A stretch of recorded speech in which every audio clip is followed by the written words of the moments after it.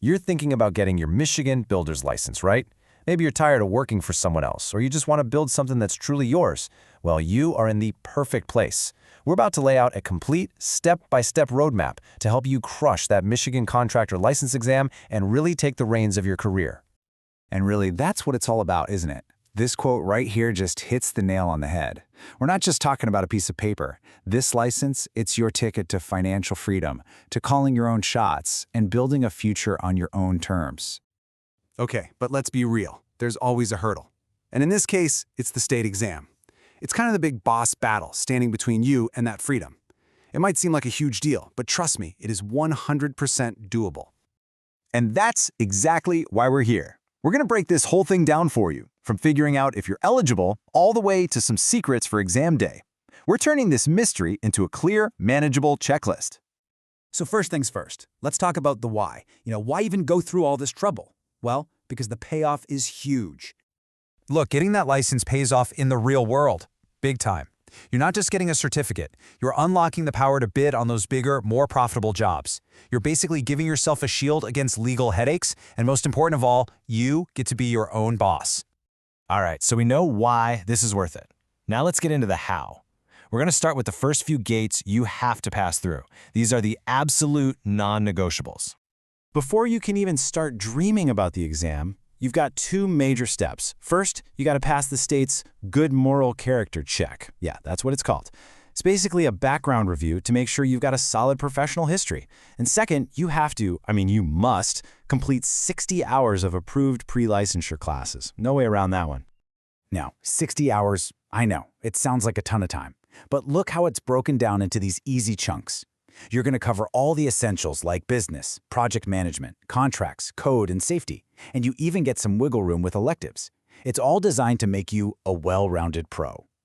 And finding these courses, it's actually pretty simple. You can hop online and find flexible options, perfect if you're a night owl who likes to study at 3 a.m. Or if you're more of a hands-on person, you can find in-person classes at local contractor schools or community colleges. Just make sure, and this is key, that your provider is state-approved. Okay, you've knocked out the coursework, awesome. Now it's time to gear up for the main event, the exam itself. Let's talk about building your study arsenal with every tool you're going to need to win. So what's in the toolkit? What books and materials are we talking about here? What does the state really expect you to know like the back of your hand? Here we go. And this isn't just a reading list, folks. This is your set of tools.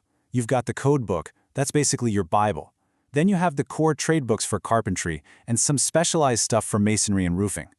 And please, do not sleep on the business side of things. That Builder's Guide to Accounting is a must. Knowing this stuff is absolutely critical. All right, our study arsenal is packed and ready. It's time to face the beast. Let's break down exactly what you're walking into on exam day. No surprises. First up, the total number of questions. You're going to be staring down 160 multiple choice questions. That's it, 160 questions between you and that license. And how much time do you get? 4 hours. That's it, 4 hours to complete the whole thing. If you do the math, that's about 1.5 minutes per question. So you got to be quick and you got to be smart with your time. And here it is, the magic number, 116. That's how many you need to get right to pass. It works out to a score of about 72.5%. So what does that tell you? You don't have to be perfect, but you definitely have to be prepared. Now pay close attention here. Look at this split. The exam is way heavier on the trades and code stuff. We're talking 110 questions. But, and this is a big but, you absolutely cannot ignore the 50 questions on business and law. You have to be solid on both sides to pass this thing. And listen up, because this is a huge one. Unlike a lot of other trade exams, the Michigan Builder's Exam is closed book. That means no notes, no flashcards, not even your code book. Everything you need has to be stored right up here, in your head. So knowing the rules is one thing, but having a killer strategy, that's a whole other ballgame. In this last section, let's dive into some pro tips to give you a real edge and help you pass this thing on your very first try. Okay, pro tip number 1. And seriously, if you only remember one thing from this, let it be this. Do every single practice test you can get your hands on. They're not just for practice. They actually train your brain for the real deal. The timing, the question style, all of it. The more you do, the less scary exam day will be. Pro tip number 2, don't cram. Seriously, trying to shove all this information in your head the week before is a recipe for disaster. Instead, make some flashcards for all the key terms, the business formulas, and those state safety rules from IOSHA. Just chip away at it a little bit every single day. It's so much more effective. And finally, my last tip for you, don't try to do this all alone. Find a friend or two who are also prepping for the exam. Quizzing each other is a game changer. It forces you to actually say the concepts out loud, which locks them into your brain. The stats show that people who mix up their study methods like this are way more likely to pass on the first go. Let's end on this note. It's a powerful one. Hey, if you don't pass the first time, it's not the end of the world. Don't sweat it. You pay the fee, you study up, and you go again. All that matters is that you're persistent. The goal is to finish, to get that license.